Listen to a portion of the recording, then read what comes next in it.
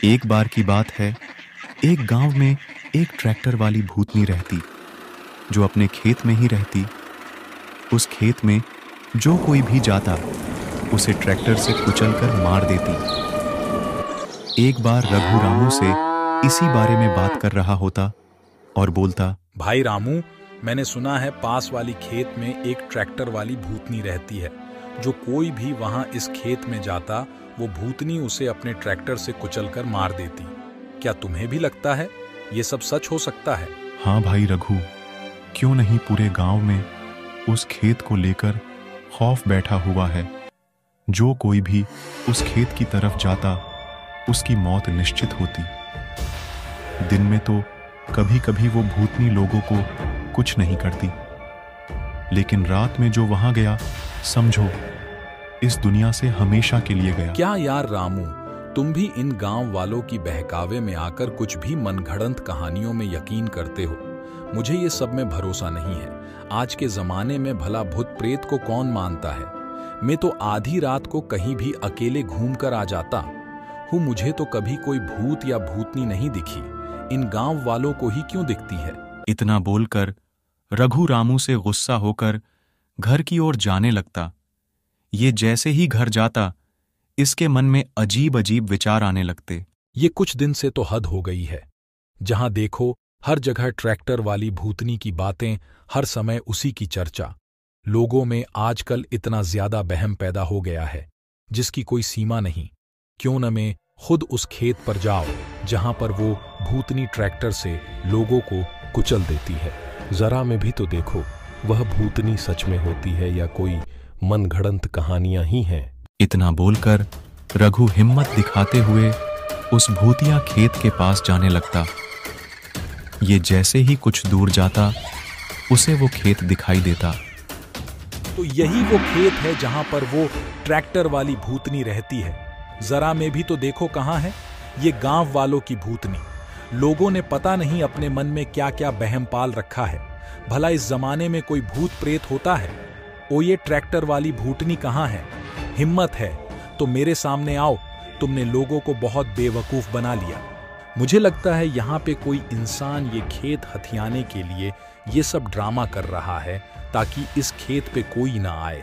रघु जैसे ही ट्रैक्टर वाली भूतनी को ऐसे बुलाता, ये भूतनी गुस्से से पूरा पागल हो जाती और तुरंत यहाँ पर आती, जिसे देखते ही रघु की हालत खराब हो जाती। कौन है जिसकी मौत नजदीक आ गई है? जिसकी हिम्मत हुई, जो मुझे ऐसे धमकी देकर बुला रहा है?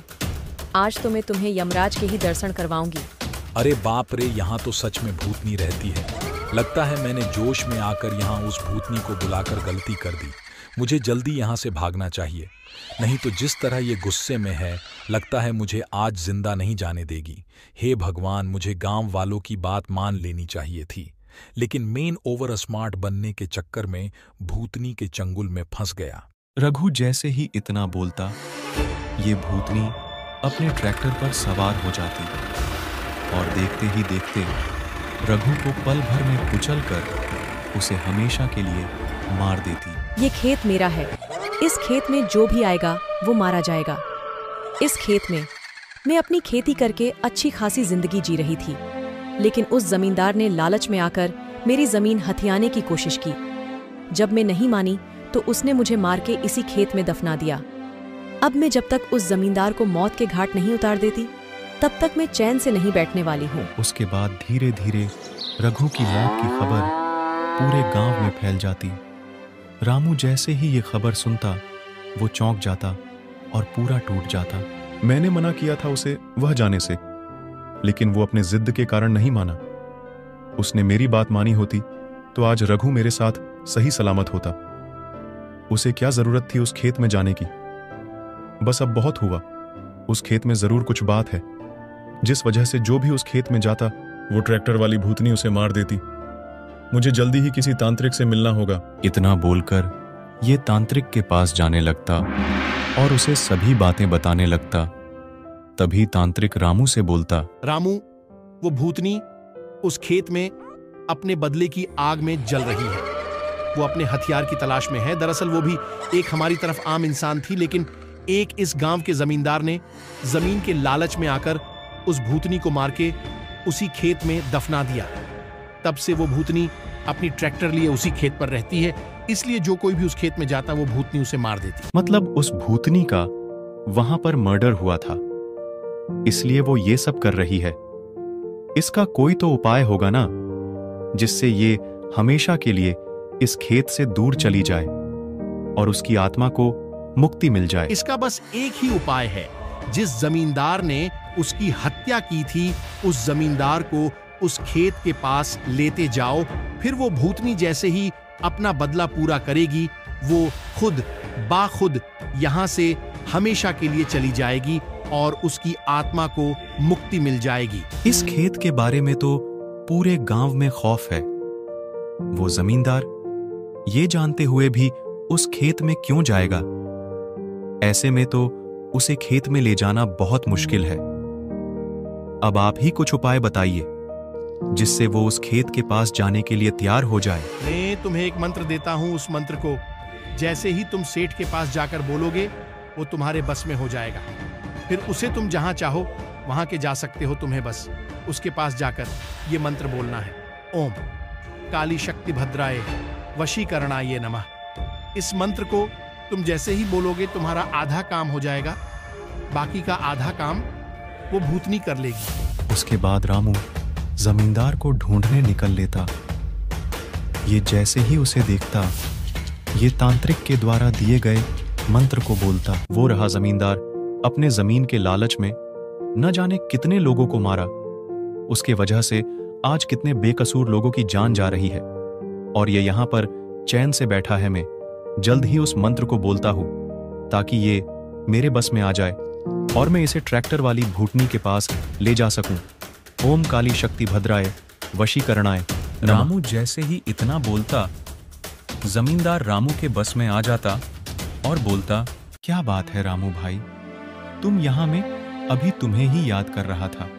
बोलो मैं तुम्हारी क्या सेवा करूं? भाई तुम्हें जमीन का बहुत शौक है, चलो मैं तुम्हारे लिए ऐसी जमीन लेकर आया हूं जिसे देखते ही तुम पागल हो जाओगे। क्या सच में ऐसी शानदार जमीन है? तुम बोल रहे हो तो बढ़िया ही होगा। चलो बिना किसी देरी के उसे देखने चलते हैं, फिर वही उस जमीन को खरीद लेंगे। इतना बोलकर सेठ रामू के पीछे उस जमीन के पास लेकर जाने लगता जहां उसकी मौत उसके इंतजार कर रही होती है। ये जैसे ही खेत के पास जाते, तभी सेठ बोलता, अरे वाह भाई, तुमने क्या खेत दिखाया है। इसे देख के तो मेरा दिमाग ही फ्रेश हो गया। तुमने तो मेरा दिन बना दिया। रामू जो मुझे इस खेत के पास लेकर आए, अब इस खेत को किसी कीमत में मैं हासिल करके रहूंगा, चाहे इसके लिए मुझे इस खेत वाले को जान से मारने की नौबत क्यों ना आ जाए। जमींदार के इतना बोलते ही ट्रैक्टर वाली भूतनी गुस्से में इसके पास आती, जिसे देखते ही इसकी हालत खराब हो जाती और ये बोलती, इस जमीन को पाने के लिए तुम्हें मरना होगा जमींदार, क्योंकि इस खेत की मालकिन तो कब की मर चुकी है, और बिना उससे खेत के बारे में बात किए तुम खेत कैसे ले लोगे?